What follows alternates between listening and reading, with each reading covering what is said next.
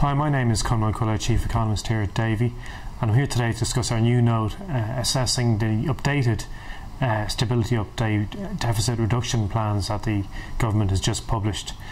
So the main point of our note is that we illustrate that if nominal GDP growth in the Irish economy was to fall short of the official budgetary expectations by just 1 percentage point per annum, you could actually have quite a large upward impact on the debt to GDP ratio. You could see debt to GDP rising by 10% higher than is currently expected in 2015. And I think that illustrates just how sensitive the debt to GDP ratio is to how strongly the Irish economy can grow in nominal terms over the medium term. And clearly the concern here is that the euro area recession, if it's prolonged, could limit the kind of export-led recovery that we see to some extent in 2013, and also that the deficit reduction plan is based upon.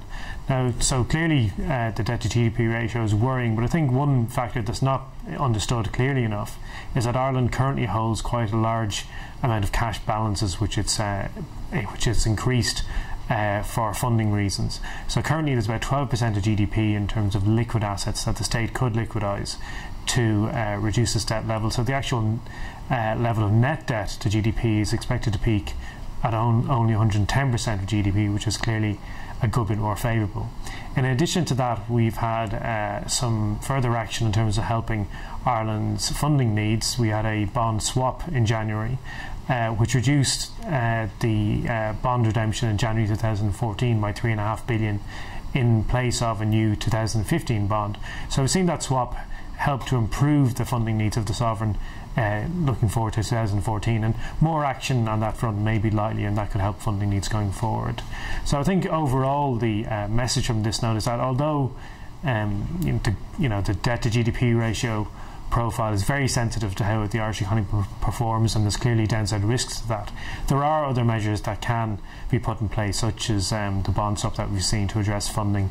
We've also seen rumours about perhaps a restructuring of the banking system to increase the take away loss-making tracker mortgages from the banks and put them in some kind of warehouse vehicle, presumably with ECB funding perhaps, to help profitability in the banks. So if that were to happen, it would clearly help the state to eventually realise some value from those holdings in the Irish financial sector.